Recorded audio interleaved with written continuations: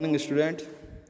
History का हम chapter 11 पढ़ रहे थे, buildings, paintings and books.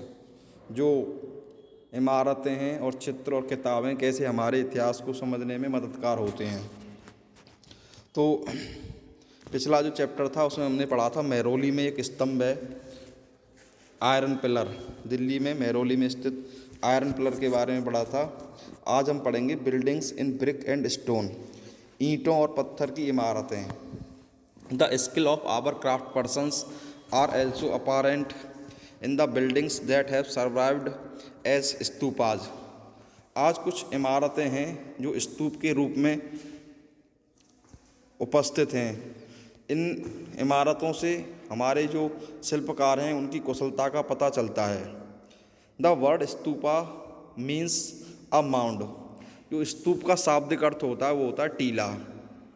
While there are several kinds of stupas, जो स्तूप हैं वो कई प्रकार के होते हैं, round and tall, big and small. कुछ स्तूप राउंड होते हैं, कुछ टॉल होते हैं, कुछ बिग होते हैं और कुछ स्मॉल होते हैं। These have a certain common features, लेकिन इन सभी में एक कॉमन फीचर होता है, एक विशेषता पाई जाती है। Generally there is a small box placed at the centre or heart of the stupa. जो स्तूप होता है उसके भीतर एक बॉक्स रखा जाता है। क्या रखा जाता है? Box. This may contain bodily remains such as teeth, bone or ashes of the Buddha or his followers or things they used as well as precious stones and coins. ये बॉक्स होता है। इस बॉक्स में जो बुद्ध या बुद्ध धर्म के जो लोग होते हैं, बुद्ध के जो अनुयायी होते हैं, उनसे संबंधित चीज़ें रखी जाती हैं। या तो उनके बॉडी के अवशेष जैसे दांत, हड्डियां उनकी और राख, या फिर उन्होंने जो अपने जीवन में चीज़ें इस्तेमाल की थीं, या फिर मूल्यवान पत्थर और कॉइन्स। इन सारी चीज़ों को उस बॉक्स में रखा जाता है और उस बॉक्स को इस स्तूप के अंदर, इस टीले के अंदर रखा जाता है। ये होता है स्तूपा। और आगे कुछ विशेषताएं पढ़ेंगे स्तूप के बारे में। This box known as relic casket. इस बॉक्स को रेलिक कैस्केट बॉक्स के नाम से जाना जाता है। अगर हिंदी में पढ़ेंगे तो एक बहुत ही टफ वर्ड है, धातु मंजूषा। इसको धातु मंजूषा कहते हैं। Was covered with earth.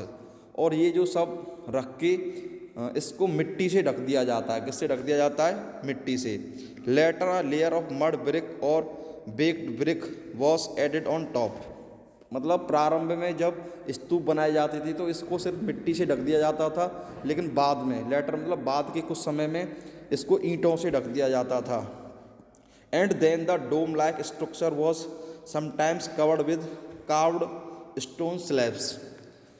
Starting में जो स्तूप होते थे वो सिर्फ मिट्टी के बने होते थे, लेकिन कुछ और बाद में उनको ईंटों से ढक दिया जाता था। और कुछ बाद के समय में इस गुम्बदनुमा ढांचे को पत्थरों से, उकेरे हुए पत्थरों से ढक दिया जाता था। Often a path known as pradakshina path was laid around the stupa. स्तूप के चारों तरफ एक रास्ता बनाया जाता था, उसे प्रदक्षिणा पथ, परिक्रमा करने के लिए एक रास्ता बनाया जाता था जिसे प्रदक्षिणा पथ के नाम से जानते हैं। This was surrounded with railings. और इसको रेलिंग से भी सजा दिया जाता था। Entrance to path was through gateway. इस रेलिंग में रास्ते बने होते थे, गेट बने होते थे उसमें प्रवेश करने के लिए प्रदक्षिणा पथ में। Devotees walked around the stupa in a clockwise direction. जो भी भक्त होते थे उसके चारों तरफ क्लॉकवाइज डायरेक्शन में उसकी परिक्रमा करते थे, as a mark of devotion, भक्ति के लिए। Both railings and gateways were often decorated with sculpture. जो रेलिंग है और जो रास्ते में जो गेट बने हैं उनको बाद के समय में मूर्तियों से सजाया गया था। That's all.